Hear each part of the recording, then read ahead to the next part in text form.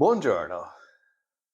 Now, everyone knows Easter is a huge deal here in Italy, but there's another holiday right on its heels that's almost as important to Italians: Pasquetta.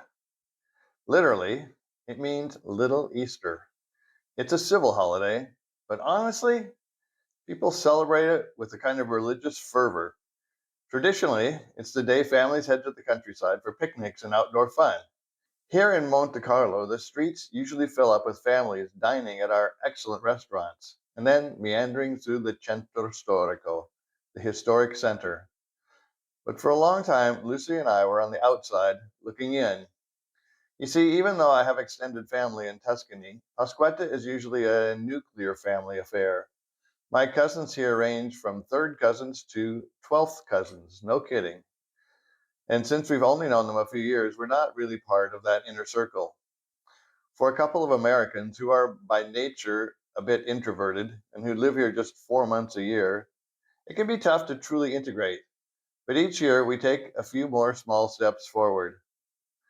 We saw an ad for a Pasquetta lunch hosted by the Misericordia di Monte Carlo.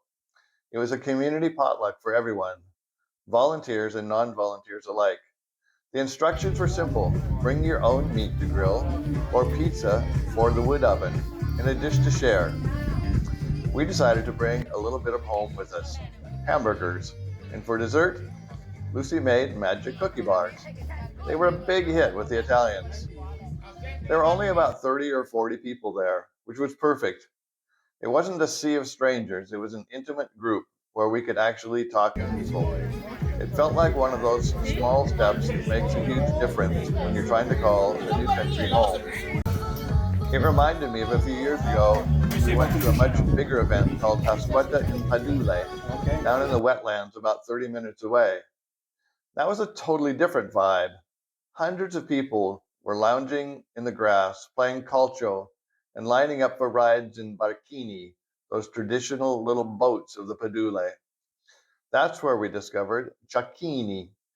They're little thin fried dough pancakes seasoned with salt and olive oil. We got ours stuffed with prosciutto for €3, and they were very tasty. We spent the afternoon just people watching. Old men swapping stories, kids running around, couples walking hand in hand. We were probably the only non native Italians there, but that's exactly why we love it here. We want the authentic lifestyle, far away from the tourist crowds. Last year, we tried to go back to the Padule, but the weather turned cold and gray and the event was canceled. But today, the weather was perfect for a barbecue. This year's celebration was smaller, but it felt more like family. For us, Pasquetta isn't just a word anymore. It's the start of new friendships and a feeling that we're closer to becoming a part of this beautiful community of Monte Carlo. If you want to keep informed about our lives in Tuscany and our efforts to become more Italian, please click on like and subscribe. That will encourage me to keep posting new podcasts. My goal is one per week, and this is podcast number 18, so I'm slightly ahead of schedule. When you hit like or make a comment, that helps motivate me to keep up the pace.